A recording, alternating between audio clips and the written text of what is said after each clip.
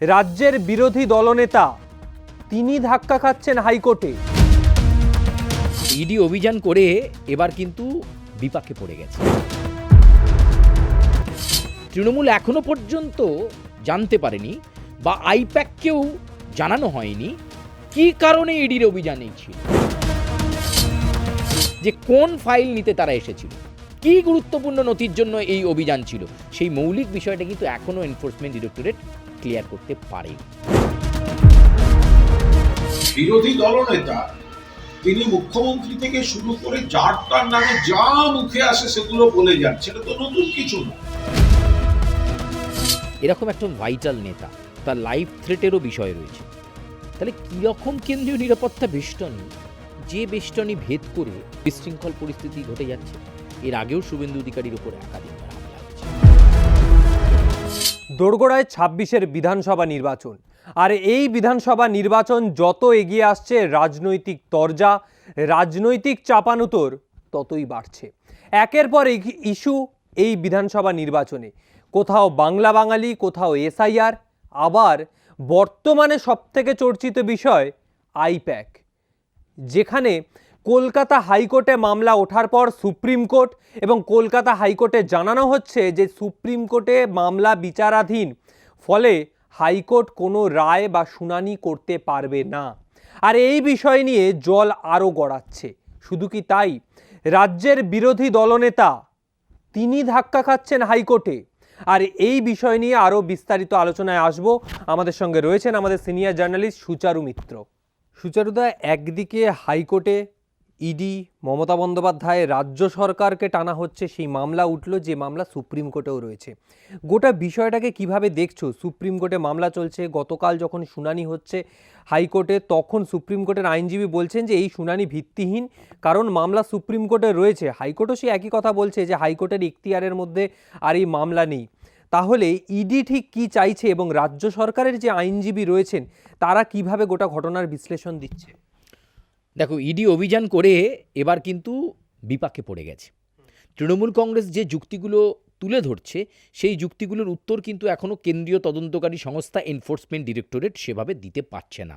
কি, তৃণমূল এখনও পর্যন্ত জানতে পারেনি বা আইপ্যাককেও জানানো হয়নি কি কারণে ইডির অভিযান এই ছিল। ইডির অভিযানটা কি কারণে ছিল? আইপ্যাকের অফিসে অভিযান কিসের জন্য? কোনো কিছু পাচারের কেস, কোনো দুর্নীতি, কোনো আর্থিক তছরূপ, বা আইপ্যাকের কোনো ব্যক্তির বিরুদ্ধে সুনির্দিষ্ট কোনো অভিযোগ? কী কারণে ইডি এই অভিযান করলো সেটা খুব ধোঁয়াশার মধ্যে রয়েছে। 1, 2, তৃণমূল কংগ্রেস বারবার হাইকোর্টের কাছে দৃষ্টি আকর্ষণ করছে, যেখানে একই মামলা নিয়ে আবেদন করেছে সুপ্রিম কোর্টে ইডি, তাহলে কলকাতা হাইকোর্টে কেন এই শুনানি শোনা হবে না? 3 নম্বর যে বিষয়, তৃণমূল কংগ্রেস এই কথা বলতে শুরু করেছে যে যেখানে তাদের গুরুত্বপূর্ণ রাজনৈতিক নথি তো হাতাতে আসেনি ইডি এসছে তার কোনো স্পেসিফাইড কোনো ইনফরমেশন বা কোনো গুরুত্বপূর্ণ বা কোনো সংশ্লিষ্ট ইনফরমেশনের ভিত্তিতে সে অভিযানে এসেছে, তার কাছে হয়তো সেটা নোটিশ আছে। কিন্তু একটা আইপ্যাকের অফিসে তৃণমূলের রাজনৈতিক বেশ কিছু নথি তথ্য থাকতেই পারে, কারণ তারা তাদেরকে পয়সা দিয়ে মার্কেট সার্ভে করায়, আরও অন্যান্য স্ট্র্যাটেজি নেয়। তা সেখানে সেই রাজনৈতিক নথি ফাইল তৃণমূল কংগ্রেস তার মতো করে দেবে। যদিও দেখানো হচ্ছে যে ক্ষমতা বলে মুখ্যমন্ত্রী এসে জোর করে ফাইল নিয়ে চলে গেছে, একটি রাজনৈতিক দলের ফাইল কি নেওয়ার উদ্দেশ্যেই ইডি এসেছিল? আগের দিনেও আমরা এই প্রতিবেদনে প্রশ্ন তুলেছি। আগে উদ্দেশ্যটা ক্লিয়ার করতে হবে ইডিকে, যে কোন ফাইল নিতে তারা এসেছিল, কি গুরুত্বপূর্ণ নথির জন্য এই অভিযান ছিল, সেই মৌলিক বিষয়টা কিন্তু এখনও এনফোর্সমেন্ট ডিরেক্টরেট ক্লিয়ার করতে পারেনি। যেটা শোনা যাচ্ছে যে তারা সুপ্রিম কোর্টের কাছেও গুরুত্বপূর্ণভাবে পর্যবেক্ষণ রাখতে শুরু করেছে, যে মুখ্যমন্ত্রীর সঙ্গে যে রাজ্যের পুলিশ অফিসাররা এসেছিলেন তাদের বিরুদ্ধেও পদক্ষেপ করা হোক। ঠিক আছে, কিন্তু বিষয় হচ্ছে আবার ওই একই মৌলিক প্রশ্ন, যে রাজনৈতিক ফাইলটা কি দরকার ইডির? কেউ কারো রাজনৈতিক নথি ফাইল দেবে কি? আমি যদি ঠিক করি আমার একটা প্রার্থী তালিকা আছে, বা আমি যদি ঠিক করি অমুক দিন অমুক জেলায় অমুক নেতারা যাবেন, বা তৃণমূলের মানে 101খানা তোমার হচ্ছে জেলার পর্যবেক্ষক রয়েছে, তা তারা তাদের মতো করে রাজনৈতিক কর্মসূচি করবেন, মিটিং মিছিল, সেই ফাইল তোমার কি দরকার হবে? কি দরকার হবে, কাদের জন্য দরকার হবে? কোনো রাজনৈতিক শক্তির জন্য ইডির কি এই ফাইলটা দরকার ছিল, যে ফাইলটাকে নিয়ে এত বড় ইস্যু হচ্ছে? ঠিক আছে, ইডির আসলে কি দরকার ছিল? তৃণমূলের ফাইলটাই দরকার ছিল। ইডির অভিযানের উদ্দেশ্যটা কিন্তু এখনো পরিষ্কার নয়। আদালতের কাছে তৃণমূল কংগ্রেসের আইনজীবী এই বিষয়টাকেই, বা রাজ্য সরকারের পক্ষ থেকে আইনজীবী এই বিষয়টাকেই দৃষ্টি আকর্ষণ করলেন, যখন কিনা ইডি দেখাচ্ছে যে মুখ্যমন্ত্রী তার ক্ষমতার অপব্যবহার করেছেন এবং ইডি রেড চলাকালীন তিনি ফাইল নিয়ে চলে গেছেন। ঠিক পাল্টা যুক্তি তৃণমূল কংগ্রেস এটা দেখাচ্ছে। এটা খুব গুরুত্বপূর্ণ বিষয়। আরেকটি বিষয়ে বলি, সেটা হচ্ছে কোথাও না কোথাও ইডি বুঝতে পারছে যে কোনো একটা বিক্ষোভ পরিস্থিতির মুখে তাদেরকে পড়তে হতে পারে। সে কারণে দেখো, সল্টলেকের যে সিজিও কমপ্লেক্স রয়েছে বা যেখানে যেখানে কেন্দ্রীয় তদন্তকারী সংস্থার অফিস রয়েছে, তুমি খবর নাও, নিশ্চিদ্র আঁটো নিরাপত্তার বজ্র আঁটুনি তৈরি করা হয়েছে। এটা কিন্তু ইডি কোর্টে বিষয়ে বলেছে যে তারা অভিযান করলেই তাদের উপর হামলা হয়, তাদের অফিসারদেরকে হেনস্থা করা হয়। এটা কিন্তু তারা তাদের অভিযোগে বলেছে, ভালো কথা। কিন্তু এখনো পর্যন্ত যার নেতৃত্বে এই অভিযান হলো বা যার অঙ্গুলি হেলনে আইপ্যাকের অফিসকে তল্লাশি অভিযান সেই কাকভোর থেকে হলো, তার সেই নোটিশে পরিষ্কার দেখানো হচ্ছে না কেন যে কী কারণে এই অভিযান হয়েছিল? তাহলেই পরিষ্কার হয়ে যায় বিষয়টা। ফলে এই জায়গায় দাঁড়িয়ে কিন্তু এনফোর্সমেন্ট ডিরেক্টরেট যথেষ্ট বিপাকে পড়ে গেছে তৃণমূলের এই চাপে, এবং তারা চাইছেন কলকাতা হাইকোর্টে মামলাটার শুনানি পর্ব হলে অনেক অসুবিধে আছে বলে তারা মনে করছেন, তাই সুপ্রিম কোর্টে মামলাটি গেছে। আমি যতদূর শুনছি যে সুপ্রিম কোর্ট মামলাটা গ্রহণও করেছে। দেখো, এটা আদালতের বিচারাধীন বিষয়, কিন্তু এই যুক্তি পাল্টা যুক্তি কিন্তু চলছে, এবং তৃণমূল কংগ্রেস কিন্তু এই জায়গাটাতে একেবারে মৌলিকভাবে ইডিকে চেপে ধরাতে এনফোর্সমেন্ট ডিরেক্টরেটের অনেক অসুবিধা হয়েছে। আমরা আগেই বলেছিলাম যে বাংলার মানুষ কিন্তু এইগুলোকে খুব লক্ষ্য করতে শুরু করেছে, যে নির্বাচন আসলেই অভিযান হবে কেন, নির্বাচন আসলেই কেন্দ্রীয় তদন্তকারী সংস্থাগুলো উঠে পড়ে লাগবে কেন। এই আমরা যতদূর জানতে পাচ্ছি, যে মামলাতে ইডি তদন্ত করতে এলো 2021 সালের মামলা, তাহলে 21 সালের মামলায় এই 2025-এর শেষাশিসি বা 26 সালে কি করতে, কি কারণে? মানে এই মামলার মেরিটটা কি হঠাৎ বেড়ে গেল? বোঝা যাচ্ছে বিষয়টা। ফলে এখানে এই বিষয়টা বিচারাধীন রয়েছে। নিশ্চয়ই দেশের শীর্ষ আদালতের ওপর আমাদের ভরসা রয়েছে, তারা খুব গুরুত্বপূর্ণ রায়দান করবে এবং দুধ কা দুধ পানি কা পানি খুব পরিষ্কার হয়ে যাবে। কিন্তু আবার সেই একই কথা আমি 50 বার বলবো, যে মৌলিক প্রশ্ন থেকে গেল যে ওই দিন ইডির অফিসে কি বিষয়ের নথিকে বাজেয়াপ্ত করতে এসেছিল ইডি আধিকারিকরা। তাদের বাজেয়াপ্ত বা সিজার অভিযান হলে একটা সিজার লিস্ট তৈরি হয়, যাকে বলা হয় পাঞ্চনামা। গোল্ড রিকভার এত, মানি রিকভার এত, অ্যাসেট রিকভার এত। এবার যার কাছে গেছি তাকে হিসেব চাওয়া হয়। আপনি যেই সোনাটি আপনার কাছে রয়েছে তার আকারটা তথ্য প্রমাণ আছে, তথ্য প্রমাণ কাগজপত্র পেয়ে গেলে কেটে দেওয়া হলো, ক্রস মানে প্রুফড। আপনার কাছে এই অ্যাসেটেরই প্রমাণপত্র আছে, কোথা থেকে? প্রুফড। আপনি যে এই মানি বা টাকা পেয়েছেন তার সোর্স অফ ইনকাম কোথা থেকে বা কোথা থেকে আসছে, সত্যানুসন্ত মানে একেবারে পুঙ্খানুপুঙ্খ তথ্য দিতে পারলে পাঞ্চনামাতে সেগুলোতে সব ক্রস দেখে দেওয়া হলো যে অল আর ভ্যালিড ডকুমেন্ট, সমস্ত কিছু ডকুমেন্ট আমরা রয়েছে, ফলে আমরা এখান থেকে কিছু বাজেয়াপ্ত করতে পারতাম না। কিন্তু যখন বাজেয়াপ্ত ইডি করবে তার মানে কি তুমি পুঙ্খানুপুঙ্খ তথ্য দিতে পারবে। তাহলে আমাদের দেখা দরকার যে ইডির সিজার লিস্টে কি কি নিয়ে গেছে, কি কি সিজার লিস্ট করা হয়েছে। কেন্দ্রীয় তদন্তকারী সংস্থা শুধু ইডি নয়, সিবিআইও, ইকোনমিক্স উইংও, তারা কিন্তু অভিযান করলে একটা সিজার লিস্ট তৈরি করে। ধরো আমার বাড়িতে, তোমার বাড়িতে অভিযান হলো, বা কোনো শিল্পপতির বাড়িতে অভিযান হলো, তার বিরুদ্ধে স্পেসিফিক কমপ্লেনের ভিত্তিতে মামলার ক্ষেত্রে নিশ্চয়ই ইডি বা সিবিআইয়ের কাছে রয়েছে। তা আমাকে তাকে জানাতে হবে তো যে আপনার বিরুদ্ধে আর্থিক তছরূপের কারণে, আর্থিক দুর্নীতির কারণে আমরা আপনার বাড়িতে অভিযানে এসেছি, বা আপনার বিরুদ্ধে 50খানা গরু চুরির অভিযোগে আমরা আপনার বাড়িতে অভিযানে এসেছি, বা আমাদের কাছে খবর আছে আপনার খাটের তলায় 500 কোটি টাকা আছে। আমাকে তো স্পেসিফিক জানাতে হবে।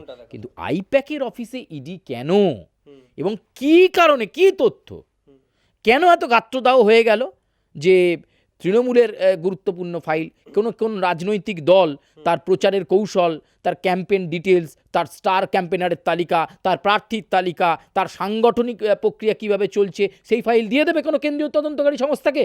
কোথাও ম্যাপিংয়ে, কোথাও পারসেপশনে ভুল করেছিল ইডি, যে কারণে তারা গুণাক্ষরেও টের পাননি হয়তো যে মুখ্যমন্ত্রী রিয়্যাক্ট করে আইপ্যাকের অফিসে চলে যাবে, কারণ তাদের এই অভিযান করা অফিসারদের মধ্যে কোনো মহিলা অফিসার ছিল কি? ছিল না। ফলে এই বিষয়টা কিন্তু এত সহজে মিটবে না, এবং এই আদালতে যখন বিষয়টা গেছে, আমি আবার বলছি, দেশের শীর্ষ আদালতের ওপর আমাদেরকে আস্থা রাখতে হবে। সেই আস্থার ভিত্তিতেই বলছি, এই আইপ্যাক ইস্যু কিন্তু আগামী বেশ কয়েকটা দিন চলবে।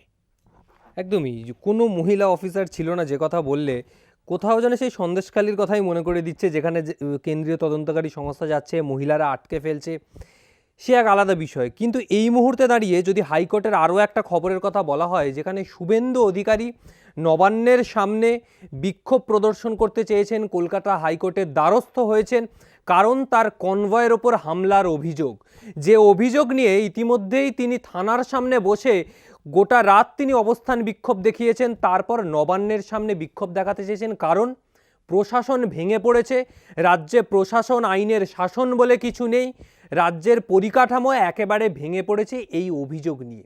আর এই অভিযোগ নিয়েই ইতিমধ্যেই প্রতিক্রিয়া দিয়েছেন কুণাল ঘোষ। কি বলছেন একটু শুনে নেব।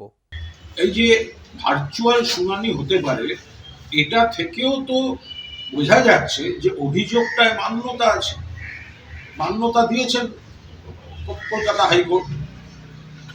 যদি কলকাতা হাইকোর্ট ভার্চুয়ালিও জিজ্ঞাসাবাদ বা উপস্থিতি হতে পারে, যদি হাইকোর্ট এই মর্মে কোনো নির্দেশিকা দিয়ে থাকেন, তাহলে তারা তো অভিযোগটায় মান্যতা দিচ্ছে।